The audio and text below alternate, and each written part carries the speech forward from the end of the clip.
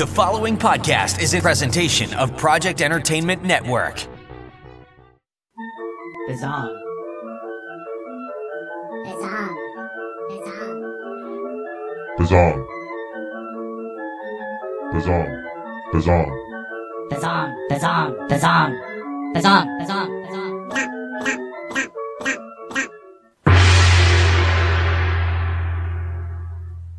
This is Bizzong, the weird and wacky fiction podcast, with me, your host, Mr. Frank. Zongers, have I told you lately that I love you? If I haven't, then let me say it right now. I love you, Zongers. Thanks for joining us once again on the Big Bizzong Show this week. Another great episode for you, as hopefully I deliver that always, every time. And this time we've got a very cool guest, an overachiever kind of guest, a guest that just can't seem to do one thing. He's got to do a bazillion million things. I'm talking about this week's guest, Mr. John Baltisberger of Madness Heart Press, a writer and a podcaster and a poet. And I don't know, he might even be producing television series and movies. And we just weren't able to figure that all out because there's only so much time. And John Baltisberger is all over the place with his creativity, as you're going to hear. But I definitely want to have him on the show because Madness Heart Press is starting to tear it up in a big bad way lately. I've been noticing a lot of cool shit coming out from them. And John himself has got a lot of cool books out as well, including just released The War of Dictates from Death's Head Press. They're good friends. So awesome, cool stuff going on for Mr. Baltisberger. We got a lot of ground to cover. So let's get into the Bizzong interview of the one and only Mr. John Baltisberger. Give us the gong.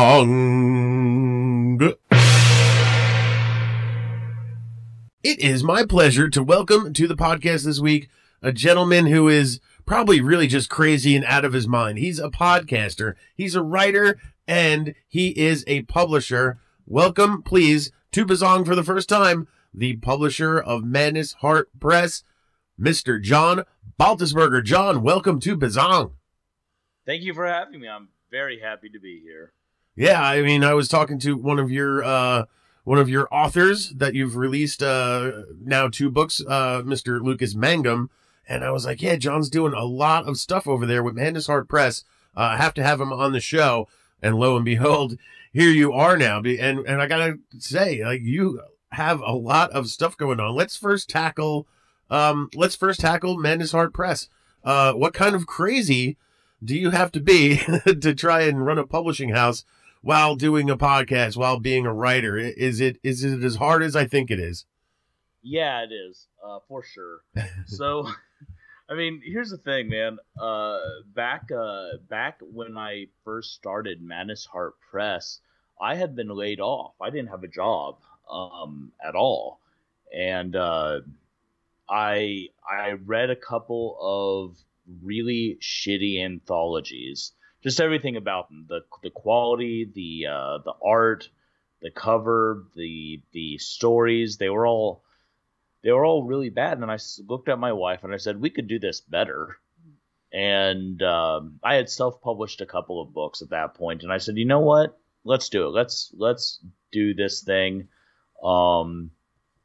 At that point, I knew I wanted to write more, but I didn't know what that entailed. I didn't know the full breadth of what publishing entailed. I was a pretty experienced podcaster by that point, but the rest of it was like, well, how hard can it be?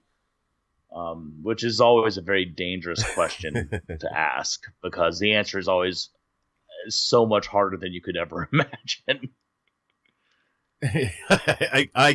I can imagine a lot of hardness, and it's just mind-boggling to me. But, you know, I always admire guys who just take the bull by the horns and just do it. And you're doing it because you have a passion for the work, and especially the work you're putting out. And you want to, I guess, really behind it is you wanted to see better books and better stories. Is that like what drove you?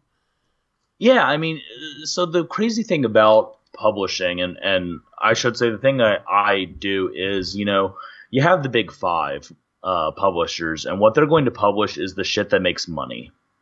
And some of that's great. Like, I'm not knocking anyone who's been published by a big publisher. but they're not going to publish as much experimental shit as.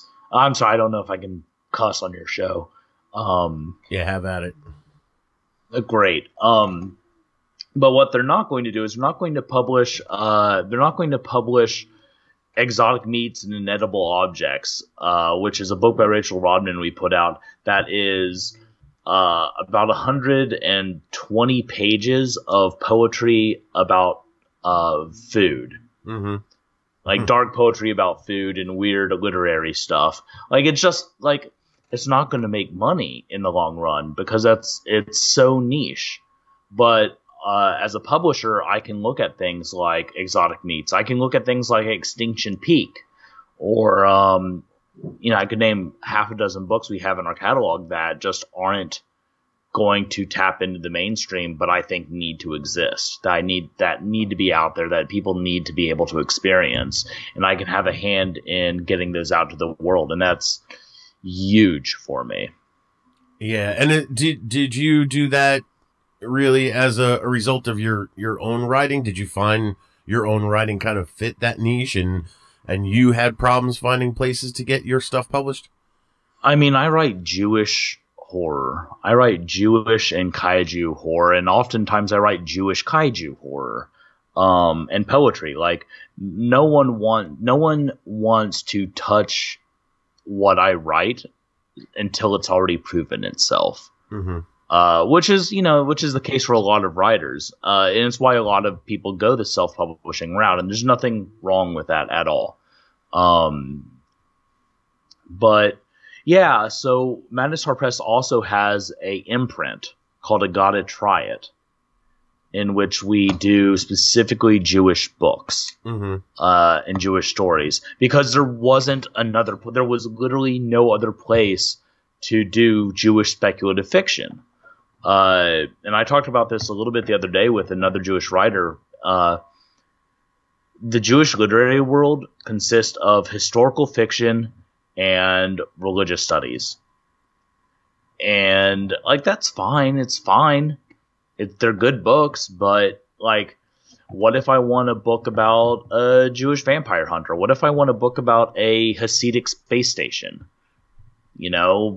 These are also good books, but they're outside of the norm, even within this niche culture. So it needed a home, and I was able to. I had already owned the name "I Gotta Try It," Mm-hmm. Which is, look, if you're Jewish, that's a very funny name. Yeah. It's a super clever name if you're Jewish.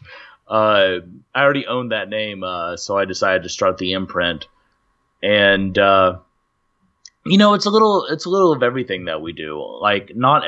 We do some stuff that I think is perfectly suited for mass market. And I do stuff that I think will make money. But at the end of the day, I publish books that I love. I publish books that I look at the manuscript, I read, and I say, well, yeah, I want this to exist. Mm-hmm. Now, how have you're still, did the press just start this year, 2020? Or did you start last year? We signed all the legal paperwork and set up the partnership back in November of 2018. Okay. And so we put out our first book, our first anthology in February of 2019. So we're about 18 months in at this point. Yeah, I would say so. And, I think the first I remember, even seeing that you existed as Madness Hard Press was as the pandemic was hitting and you were in lockstep or competing with, however you want to, lovingly competing with Death's Head Press by... completely lockstep. Jared and I talk, Jared, who's the head of Death Head Press, or co-head, I should say, with Patrick Harris III. We talk all the time. We chat. I'm actually headed down to do an event with him next week where he had an extra table and he just invited me. I can't speak to anyone else's experience, but I have had zero competition in this field because the other indie publishers, Jeff Burke, Rose O'Keefe, Max Booth, and Jared, we're all friends. We're all good friends. Yeah. and we'll do anything to help one another out and do better in the business. And the fact of the matter is books are a weird thing like that. Any other product, I worked in the food industry for a while, and I have to this day I have a huge animosity and rage towards Boar's Head, because people get fixated on a brand of food and they stick with that brand of food. You have competition, man. In the literary world, if someone likes books, they're going to buy books. They're not going to say, well, this book is published by Death Head Press and this one's by Manus Heart Press, so I'm only going to buy the Death Head Press one because they're a competitor. No. They're going to see what books look interesting to them. Now, the goal, and Death Head Jared does this amazingly well, and I think we do a pretty good job of it as well.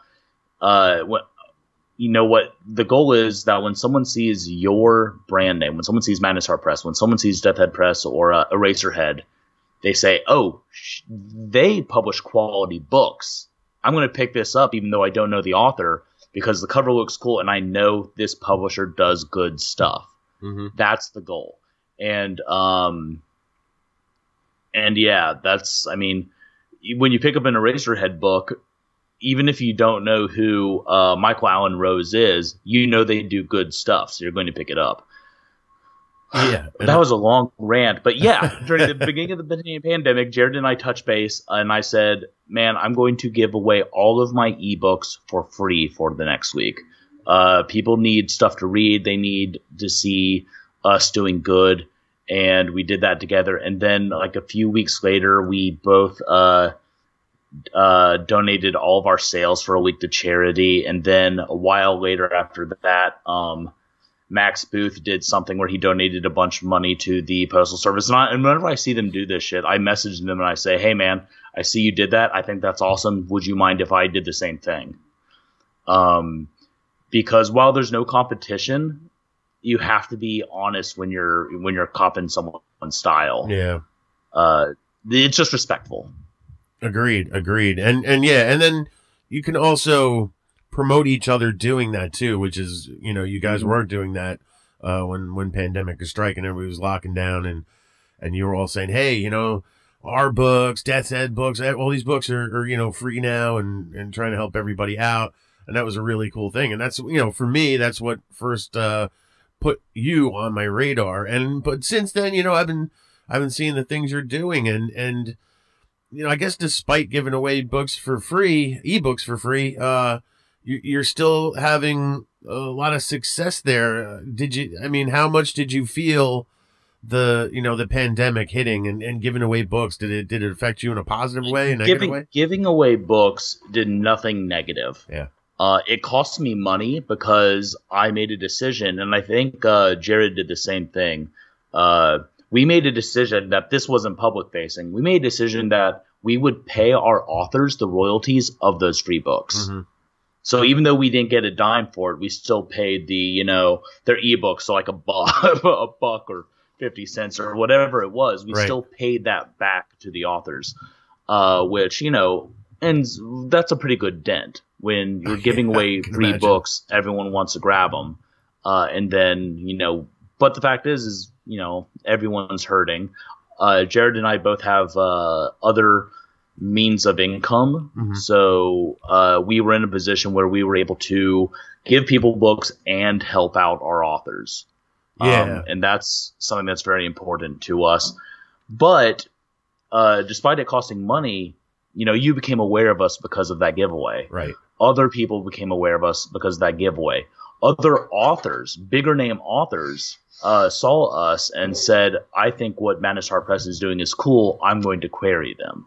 So the hit to income that we took from doing that is completely outweighed by the chance to build goodwill and a reputation as, you know, stand up, respectable people, which is very important to us. So, I mean, even though it wasn't your intention, it was an investment in the future of the press, really.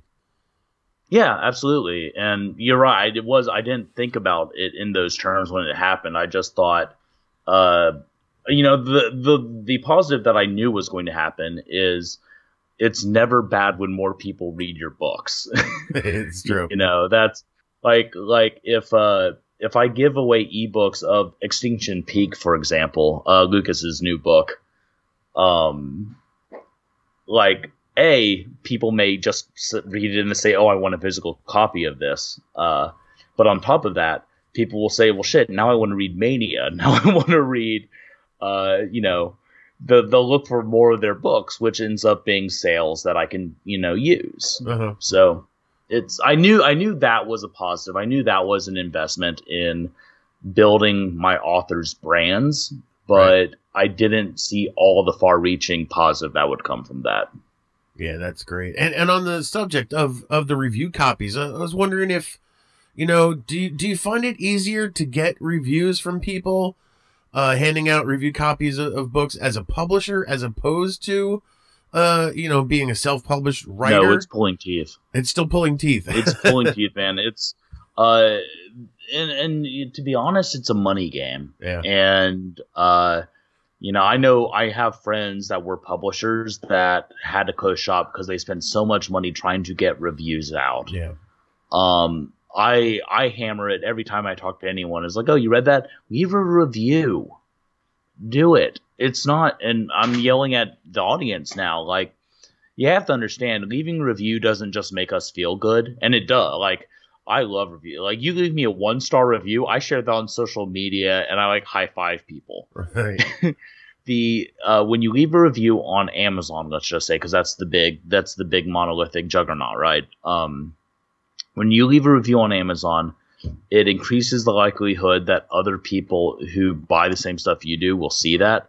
It increases its algorithm of just being spotted. Once it gets 50 reviews, Amazon will just start showing it off to people. Yeah. So the more reviews you have, the more free advertising you get. Right. I'm very lucky in that I've, been able to make friends with some reviewers, and as a writer, reviewers tend to like my stuff. So I have an easy time with 3 or 4 core reviewers. But it's always going to be pulling teeth. I send a book out to, I think I sent my last book out to 1,500 reviewers. Wow. Yeah. And I got 3 reviews. It's pulling teeth, and there's no easy way around that until you build your brand enough that people are going to start buying your book regularly. Yeah, I feel that too. I'm a self-published writer myself, so I know. And I was kind of curious if I thought maybe it could be easier because it's not necessarily your book with your name on it. It might be somebody, since you have a gamut of people to choose from, and maybe people are looking for that and more likely to pick it up. But I don't know if it's just bad that it's hard to get reviews. It's all about who you know. Yeah. Make friends with reviewers. Be in a place where you can message reviewers on social media and say, "Hey, do you have time to look at my new book?" That's how you get reviews. Now, how about not just people reading the reviews? I see that the trend going to these Bookstagram folks who they're not even necessary. They don't even have to read the book. All they got to do is get a physical copy and take a pretty picture of it and put it on their Instagram. And that seems to be almost the better option, as a publisher or writer, is to get your books into those people's hands, to get them on Instagram, to get people taking pictures of them. Are you feeling that too? Yeah, man. The fact is my publisher of one of my books sent out a care package to a guy with all of his books, and my book was included in that. And about a week and a half later, I got a couple of messages on Facebook that was like, "Hey, I saw your book on this Instagram and bought it, and it's a great book, man." So that work, it really does work. It really has concrete sales that you can see happen from that. And I think, personally, that was a YouTube one. I think I would rather go with Instagram because Instagram is massively popular. Yeah. And it's no one has to sit down and watch a video, which you have to do with YouTube. With Instagram, you just have to scroll through your feed, and then you see a cool book and it catches your eye. you know, having a good cover and a catchy title, that's half the battle with Instagram. But if you have that, you're going to be able to sell on Instagram. Yeah, that seems to be. I don't know what that says about readership in general, that we have to just, you know, appeal to their visual senses. But well, it doesn't say anything about readership in general. What it says a lot about is the sheer amount of stuff getting put out into the market. Yeah, like you and look, this is a battle I have. At least, you know, I can't even remember how many books I've put out this year. It's a lot. But I talk to authors and they go, I like really minimalist design. I like really plain covers. And it's like, I hear that, I get that, but you are not Jack Kerouac. You cannot get away with that. Like, if they're going through a booth at a con and they see Quakers 1 and Earthworm Gods by Brian Keene, and then they see, you know, Extinction Peak with the big fiery dinosaur skeleton, and then they see my next book, Warp Dictates, with Big Angel, and then they see another book that just says Land Shark in white text on a black background. Yeah. That's there's nothing to draw the eye or the attention to your book. Right. Because they don't know your name. They don't know your writing. They don't know if it's good. They need something to draw some attention to it. It's very true. Very true. One of the books I have a trilogy with a writer you're going to be publishing soon, Armand Rosamilia.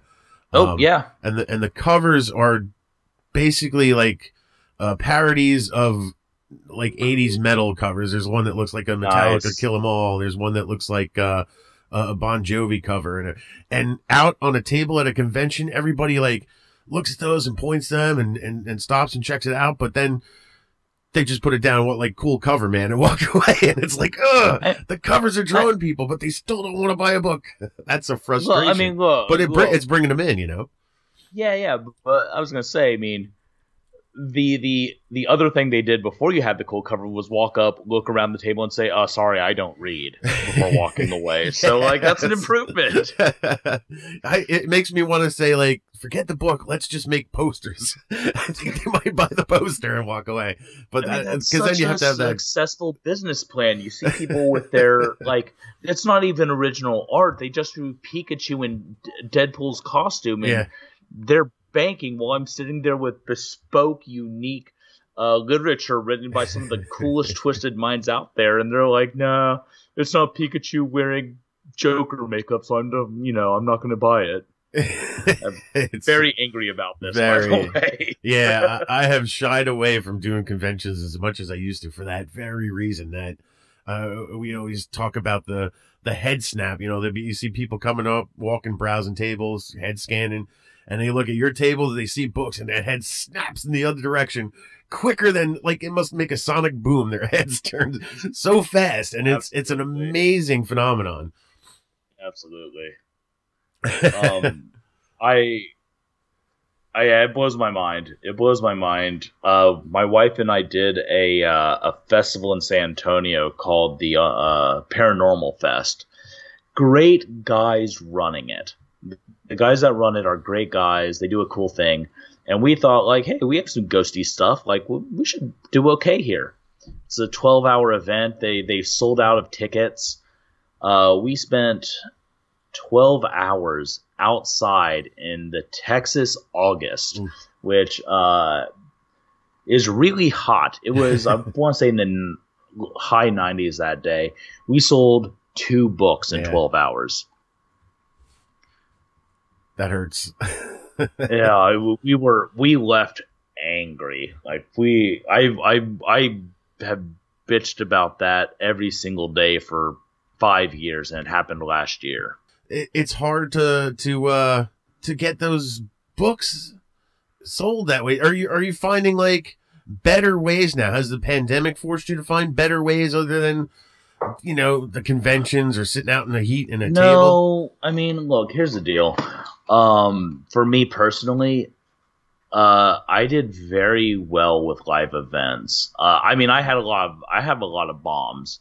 You're always going to have some shitty events, and I think half of the struggle of being a writer or publisher is figuring out what events actually work. Yeah. And it's not going to be consistent. One event, you might do gangbusters, and then you go the next year and you stock up on inventory, and you don't sell a book. So it's not consistent, but we were finding our groove, and then we went to a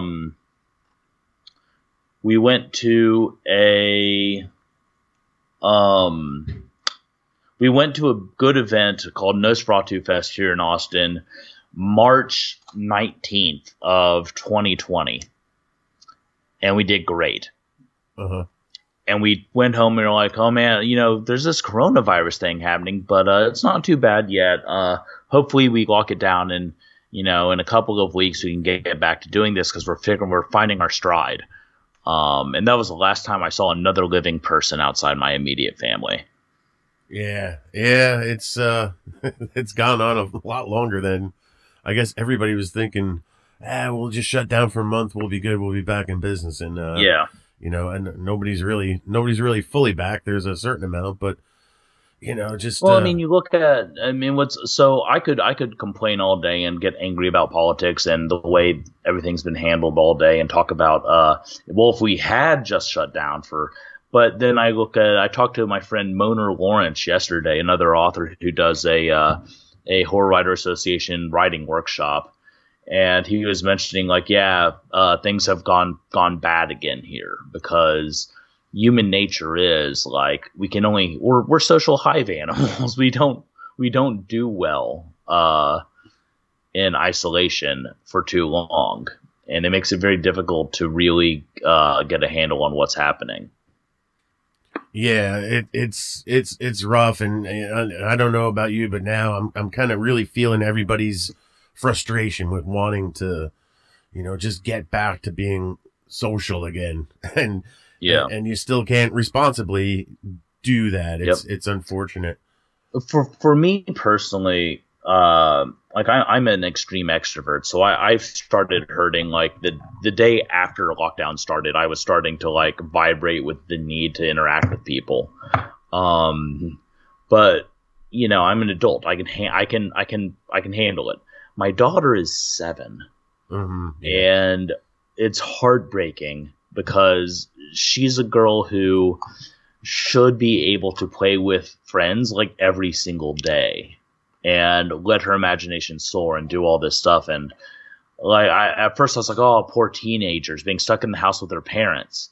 But at this point, it's just like, man, I wish my daughter could see friends. That's all I want. And to sell books. I also want to do that. that helps too. Now, I think this might be the perfect opportunity to switch the conversation over to Madness Heart Radio, because have you found that doing the podcast for you is a sort of decent supplement for connecting with people and even marketing and that type of thing? So Madness Heart Radio is a weird thing. It's been a while since the actual show dropped on the podcast feed. I've been doing live interviews on Twitch for Madness Heart Radio lately, which don't always make it to the podcast feed, unfortunately. But it's okay. It's all right. Right now you're interviewing me. I'm taking the lion's share of the conversation. Which is it's fun, but it's not necessarily a social interaction on the level that, I would necessarily want. I do another show called Wandering Monster, which is also a Project Entertainment Network podcast, where me and 2 of my friends talk about monsters.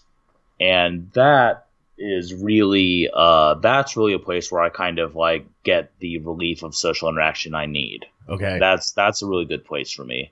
And then yesterday, from when we're recording this, not yesterday from when we're recording, but the day before yesterday, on Thursday, I did a 24-hour stream on Twitch.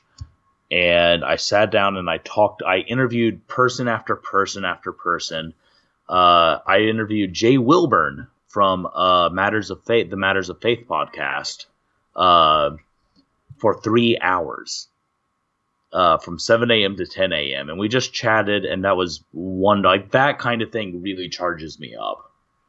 That's some dedication to the cause there. To speak to Jay Wilburn for 3 hours, I know I have a hard time with. But no, it was great. We barely talked about what we were supposed to talk about, but it was great. That's how you get through a 3 hour conversation. I mean, you just gotta shoot the shit, I guess, is the best way to deal with it. It was all tangents. That's great. And that Twitch platform, it's really interesting. I was an interview I just conducted. We were talking about this possibility or what's happening now, this trend towards people using things like Twitch or StreamYard, Facebook Live. It's sort of the podcast, they're turning on their cameras now and adding a visual aspect to it. You've gone with Twitch. Do you see a bump in views, listens by using that platform in addition to, just standard podcasting? No, not yet. But Jay and I are both kind of trying to champion Twitch as a writing platform, as a platform for writers and interacting with our fans and the public. But people aren't used to it yet. Yeah. It's still a gaming platform primarily, which is fine. Like, I like gaming. I love that about it. But I think as people get more comfortable with the idea of Twitch, and it's like writing. Your first book doesn't sell. Right. Unless you're extremely lucky. And, you have to build up that expectation. You have to build up that idea. You have to get people comfortable with it. But I think once people are comfortable with it, it'll be very successful. I think it's a really good platform. I think you can do a lot with it. And I'm excited to see where it goes. Now, is this something like it's regularly scheduled where people who watch you know, like, I got to tune in at this time and this point, or it needs to be just not there yet? It's not there yet. Partially because, of all the things I'm doing, you have to prioritize by what makes money. Right. Otherwise, you're just not going to be able to. If you try to do everything at once and assign everything the same importance, like, you're not going to get anywhere. And so, for income, surprisingly, acting makes me the most money right now. Wow. So I put that, like, when I have an acting gig, I put that first. And then my writing makes me the second most money. So I put that second.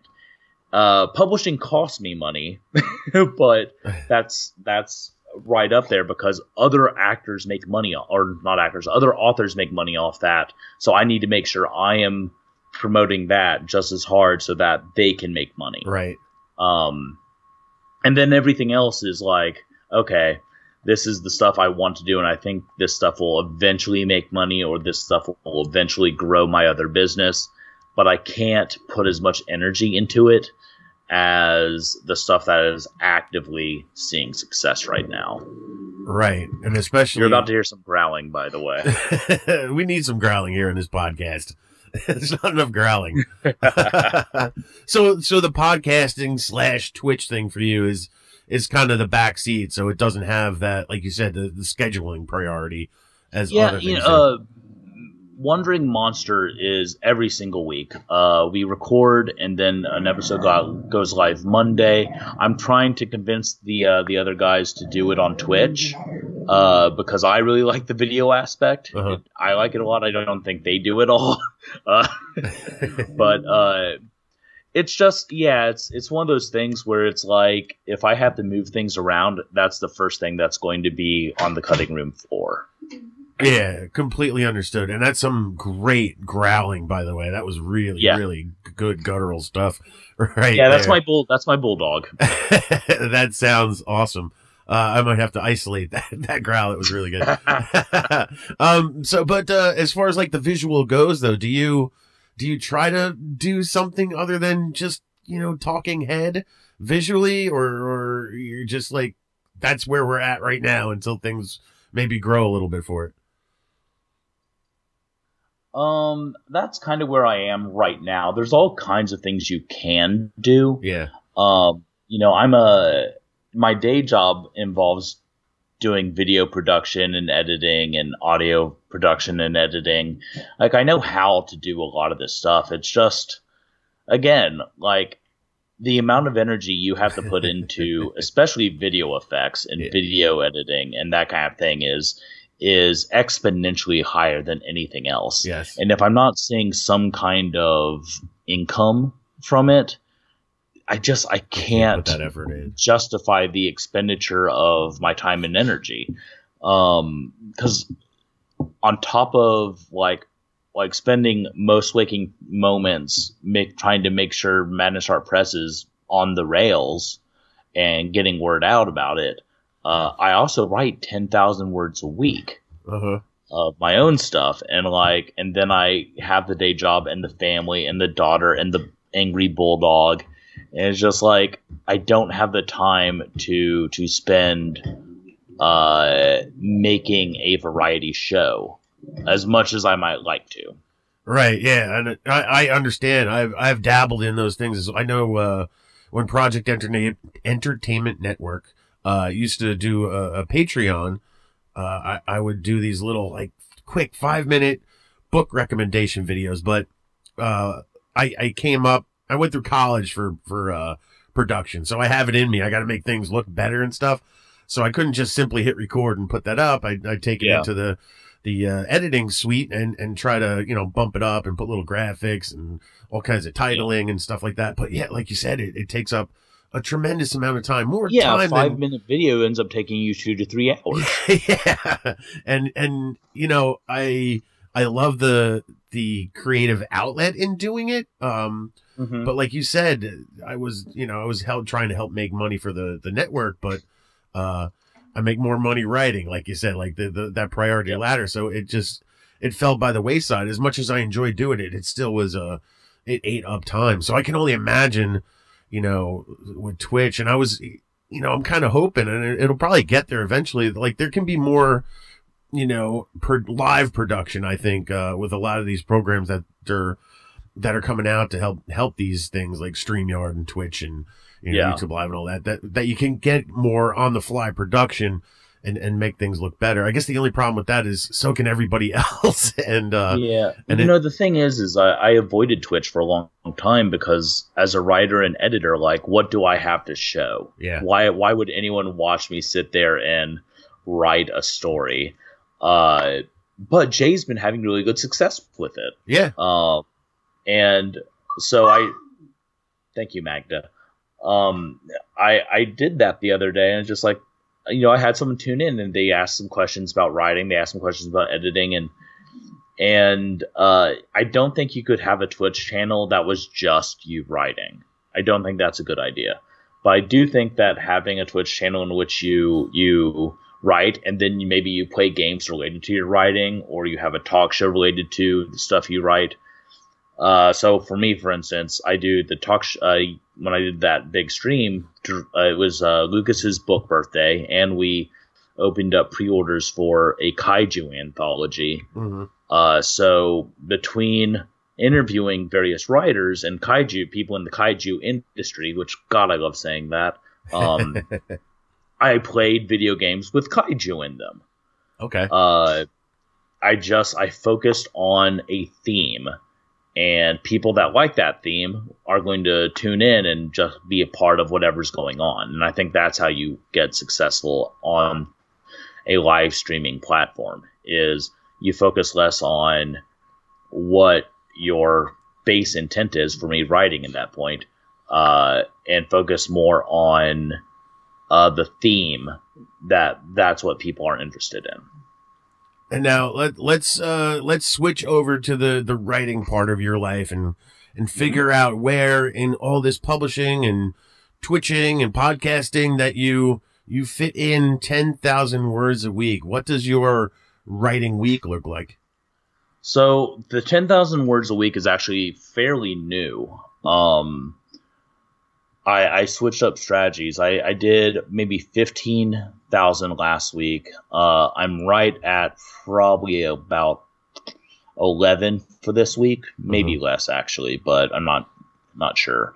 For a very long time, I had I just need to write 1,000 words a day. 1,000 words a day, that's my goal. And 7,000 words a week is not, that's nothing to sneeze at. Nope. And if I got 500 words done a day, I would say, you know what? That's good. That's good enough. And it is. Like, hey, if you're writing 200 words a day, people out there, that's good. Like, whatever you get on paper that wasn't on paper last week, like, pat yourself on the back. Don't beat yourself up.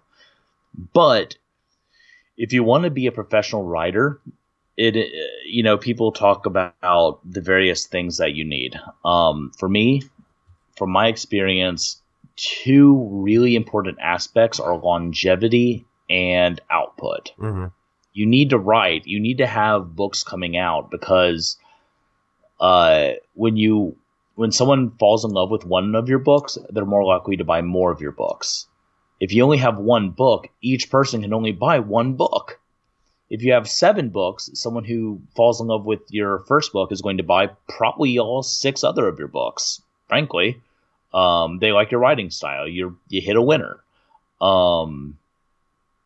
So those were the two things I had top of mind. And obviously, there's talent, there's practice, there's knowledge of the craft. There's all other kinds of things that help with having a successful writing career. But you have to answer, like, you have to write. That's the very first one. And so I was trying to do 1,000 words a day, not always hitting it, often not hitting it, and then when I wouldn't hit it, I would get bummed, and then I wouldn't write the next day. Or if I just finished a book, I would focus all my energy on figuring out how to get it published. Was I going to put it out myself or send it to Jared or Max or whoever? And I wouldn't write until I figured that out. Mm-hmm.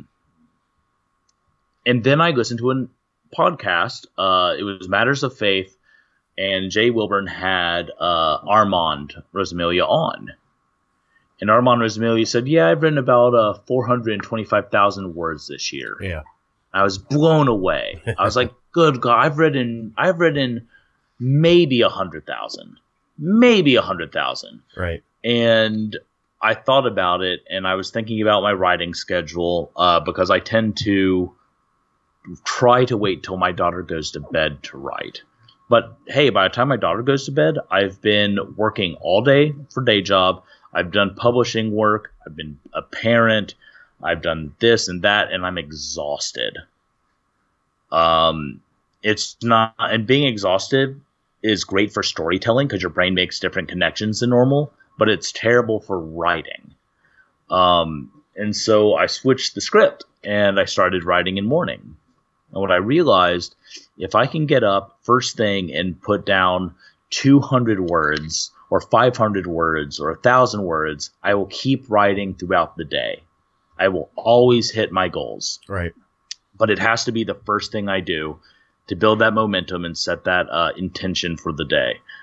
And then I found an app on the Apple App Store. I think there's a more eloquent way of saying that, but called Word Tracker. And it allowed me to set up these various projects. So every book I'm writing had its own project with its like expected word count and daily goal for writing. And then on top of that, you could set what days you were going to work on that project. Mm-hmm. I just to let you know, I just showed the camera something, which is off, so it doesn't matter.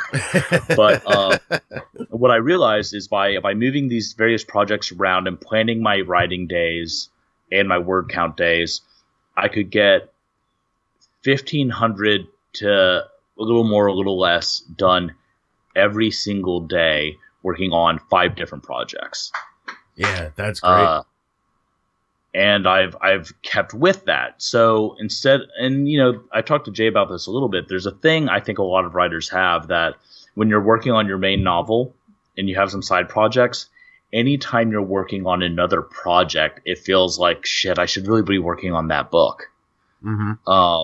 For this, but with this system, I write 1,000 words in Trafe Magic 2, and I can say, okay, I'm done. Now I'm going to work on this novella I have working. And when I hit that goal, I can say, okay, I've done my writing for the day. Now I can read or play a video game or curl into the fetal position and cry for an hour or two.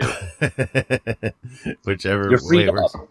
That's I love that, method. And like you said, Armand talking about how he gets it done. And I do something similar to him. And this year, I put my mind to, I wanted to write, I had no idea what my word output was on any given year. I just wrote, and 2019 was like a dismal year output wise. And I knew, my ass wasn't in the seat. I wasn't writing a lot, and it frustrated me. And I was like, well, let me do something. Like, I know Armand uses the spreadsheets and everything like that. And like, maybe that'll help me like visually see what I'm doing. So I got a spreadsheet, set it all up. And my intention was not as crazy as you, but, I just wanted to do 5 days a week. I wanted to like have weekends to myself because I can't write constantly 7 days a week. So if I do 5 days, do 666 words, because it's metal, and it can also get me, at that pace, 20,000 words a month, which I think for me is really good. And at that pace, I figured, wow, I can write over 200,000 words this year. And I came out the gate great. I finished up a novella. I finished up a novel. I'm working on another one now. But the thing I did not anticipate was, and what's kind of, I'm not going to hit 200,000 this year, but, was the editing process, because I really stopped when it's like, hey, this book is done great, and now we got to edit. And that's, I can't keep writing something else and focus on editing too. So there's been probably 2 months worth of no writing editing process that I didn't account for. And that's where, like, I'm thinking of you. Not only do you have to edit your own stuff, do second drafts and things like that and editing, but you have other people's books as well. So that output to me is like, it's crazy that you're able to do that. And it's great that you're able to do that.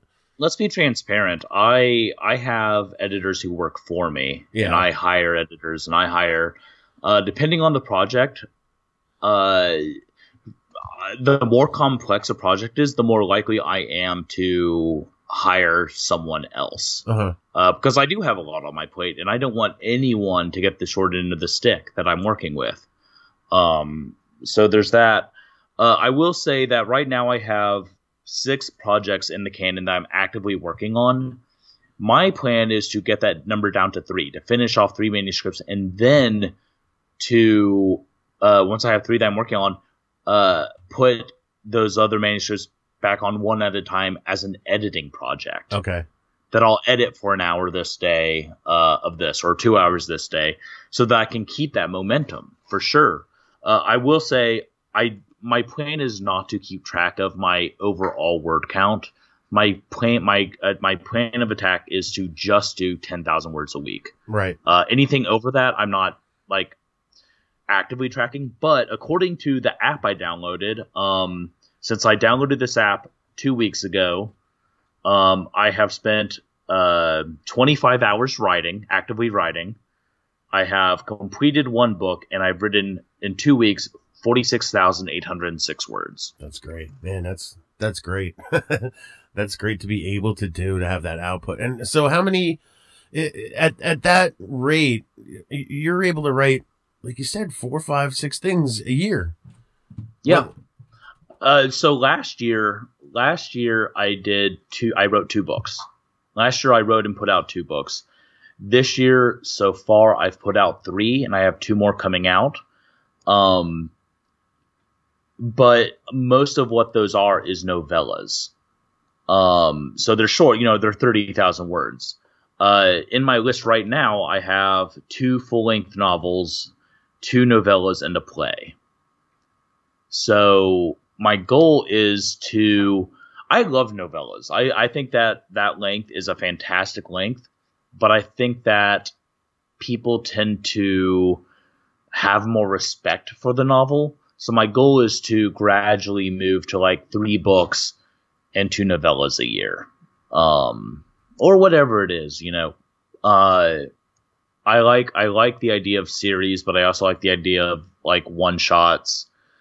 My goal is to have the output that puts me on people's radar. That's really the end goal. Yeah, that's the you got to feed that Amazon algorithm of constantly being up in the algorithm, as they say. It's pretty important. It's absolutely. Wow. Okay. Absolutely correct is what I was trying to mumble there. But so let's get into, we've been talking writing shop, but what's that writing all about? You mentioned you're into writing Jewish horror. Now, I've had a guest on, Maxwell Bowman, who wrote the Kosher Antichrist Cookbook. Is a great title. He's really into that, and so it's not a big thing, but obviously, you're not the only one doing it, and there's at least 2 guys doing it. But there's at least 4 guys doing it. There's also Maxwell Gold. Okay. Maxwell Ian Gold is also writing some Jewish stuff. In fact, Maxwell Bauman just picked up a story from Maxwell Ian Gold. It's a small world, but all right. Sorry, I get all like fiery about that subject. That's good. Yeah. So I used to do a podcast. I did it for about 2 years, where I talked about Jewish folklore and mythology. And it's something I have a lot of love for, and it's immense.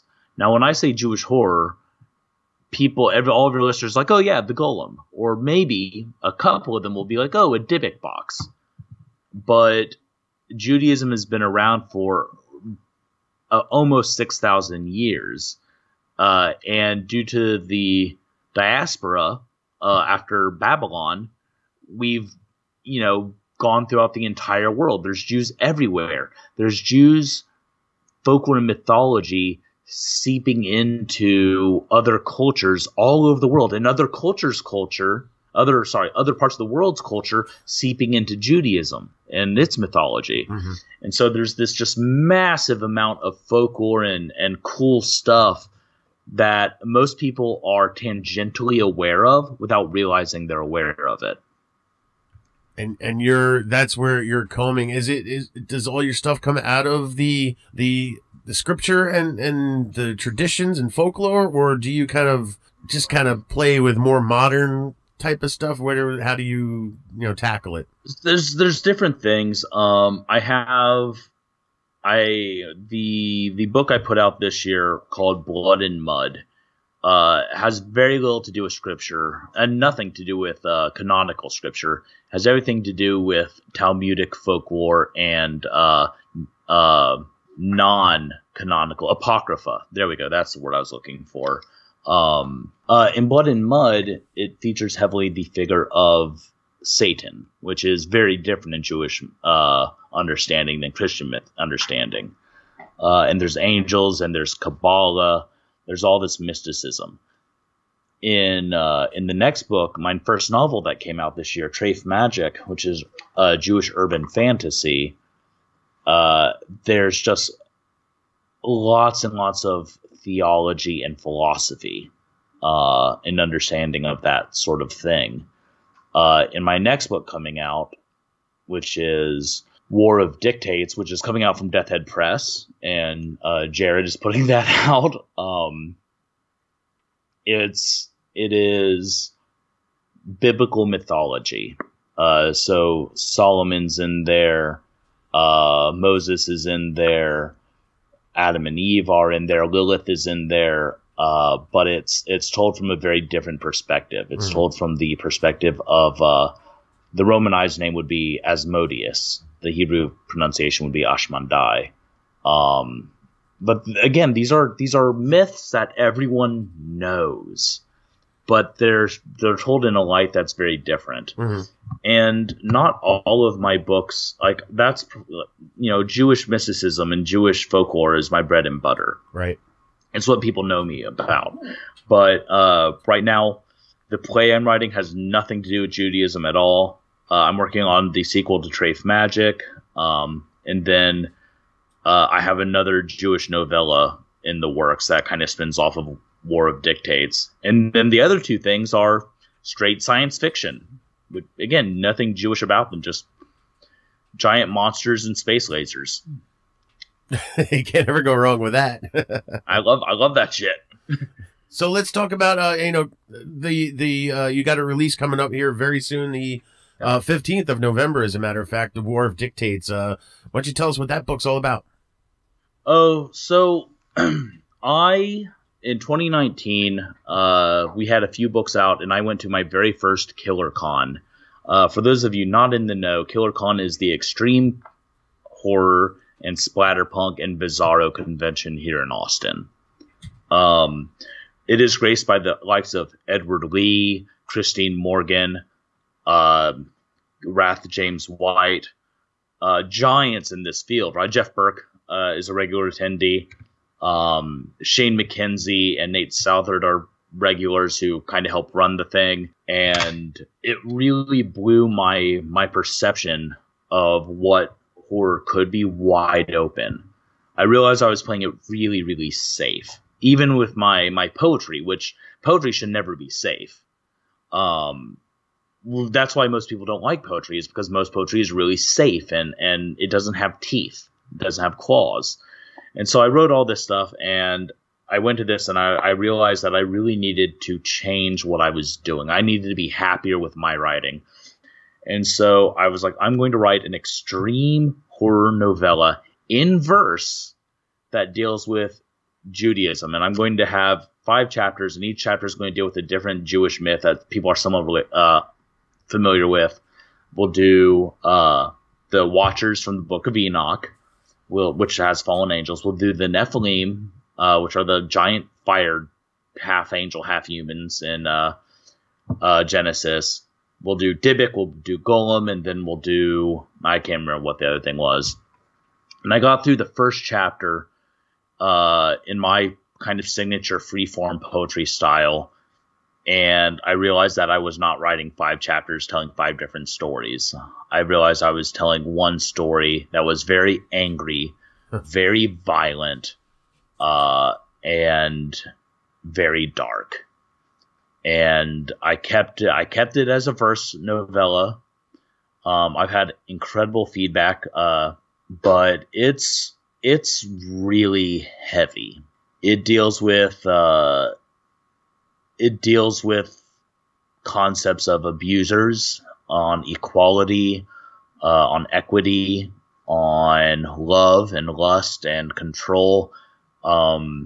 It took me a long time to write because I had to research things like the Crusades and violence towards Jews during the Crusades and violence towards Jews during the American Civil War and all this historical stuff, and where violence against Jews during the Black Plague was super popular, and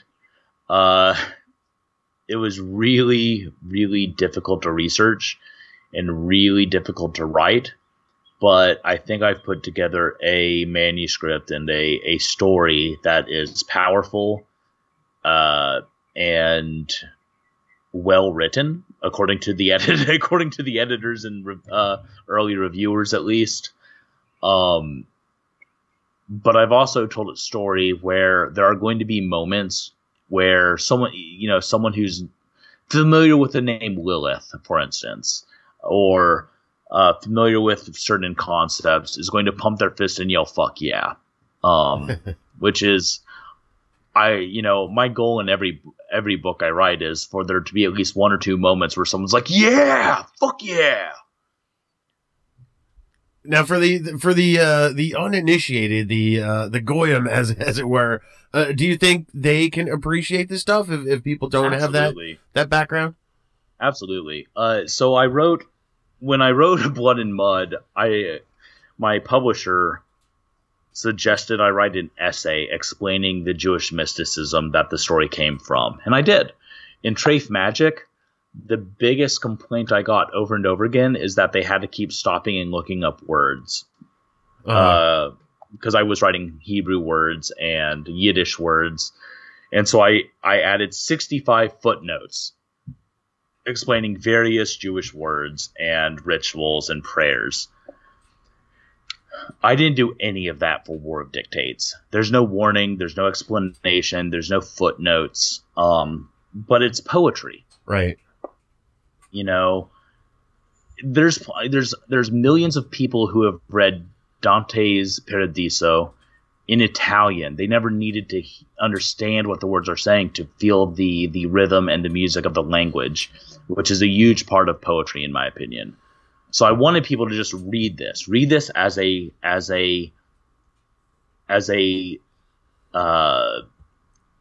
book of sound first. The use of alliteration and staccato vowels and consonants conveys violence and anger just as well as the actual meaning of the words, in my opinion. And so I want them to do that first. And then they can look through it. They can tell the story without knowing anything about Judaism. Although, like I said, you're going to recognize things. It's just part of cultural zeitgeist that you will understand certain things that I'm talking about. And then if, after you read it the first time, then you can go back and you can look at it and say, what didn't I understand? And you can look that up. You can Google it. You can go to Wikipedia. And then after you understand it, you'll understand there's another layer to the book that you didn't see before. There's certain aspects of the folklore that make sense in this new light. It sounds like an extremely ambitious project, but like the creativity, the amount of research and dedication and heart you put into it, I imagine it's going to be a pretty intense read as you're describing it. I will, yeah. I don't like saying, like, yeah, I wrote the best book. It's going to give you all literary boners. But what I do like saying is I think this will be an intense book. I think this will be a book that will hopefully make people think. It sounds like, that's where you want it to be. And hopefully, if it actually does give somebody a literary boner, that they'll go to Amazon and leave a review saying as such. That's the ultimate goal right there, right?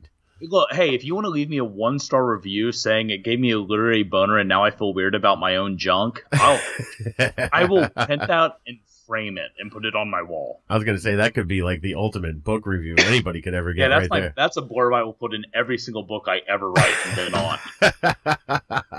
John Baltisberger, what a wonderful trip it's been getting to know you and all the stuff you do.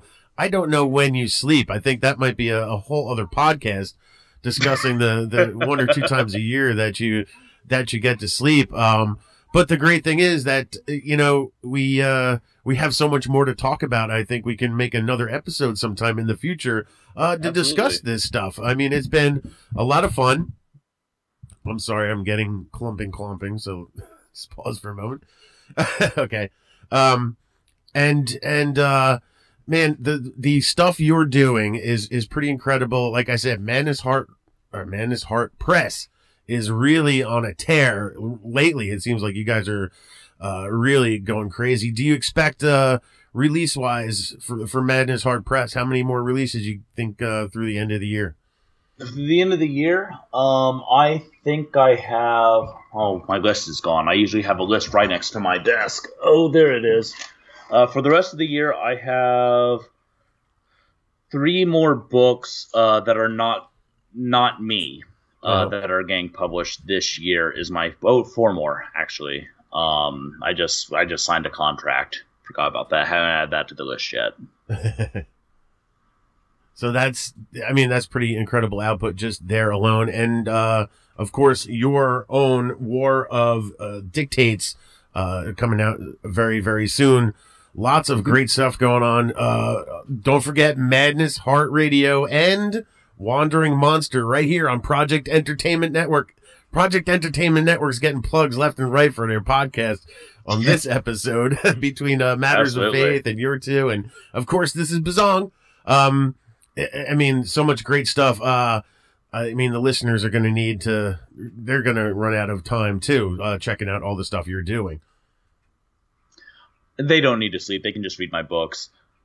Yeah. if you can stay awake, they can too. So get some coffees out there, Zongers, and check out everything that John Baltisberger's got with Madness Heart Radio and his own stuff. War of the Dictates, is that also a Madness Heart Press title? No, it is not. You'll be able to get that on Amazon, or if you go to my website, kaijupoet.com, you can find all of my books there, and even sign up for the Obliterate the Globe project. So my website's kind of the best place to find me. And that's, again, the website? kaijupoet.com. kaijupoet.com. John Baltisberger, it's been wonderful having you on the show. And when you get a million more things done, we'll have you back on again. All right, see you next week then. John Baltisberger, Zongers. I hope you took notes because he's got so much stuff going on. All the stuff at Madness Heart Press, the new book out. We had Lucas Mangamon, Extinction Peak. Soon Armand Rosemary, Jade Wilburn's new book, and the Jewish horror anthology as well. He himself has Blood and Mud, and now just released War of the Dictates. On top of that, 3 podcasts. He might have launched 5 more in the time it took for me to put this episode up. Great things. Pay attention to John Baltisberger. Pay attention to Madness Heart Press, because they are going to have a very big 2021. I'm predicting, Zongers. And I hope Bizzong has a big 2021 with you, because if you want to advertise your product, yourself, or your wares on Bizzong, you can do just that. All you got to do is reach out to me, Frank J. Edler, at gmail.com, and we can discuss your ad campaign and the attractive rates to have your product, yourself, or your wares sponsor the Big Bizzong Show. And that's all I've got for you this week, Zongers. Glad you could join us, and I hope to see you again next week. We're going to have another big, bad Bizzong show. And until then, you are now free to go and listen to these other great Project Entertainment Network podcasts. A podcast where 3 horror authors discuss monsters? It must be Wandering Monster. Roll initiative! I feel like once you put the mask on it... Once you put the mask on it, it's a monster. Please rise for his dishonor. Judge of the abyss. Fetid pig at the table of suffering. You brought the Whomping Willow. I brought a goddamn kaiju. We'll see you every Monday. Hi, I'm John Baltisberger, host of Madness Heart Radio. Join me each week as I discuss writing, living, life, and horror with some of the coolest people in the industry. Talk to writers, directors, actors, and really anyone at all that's involved in scaring people's pants off. Can't wait for you to join us, but until then, stay safe, but stay scared. This has been a presentation of the Project Entertainment Network.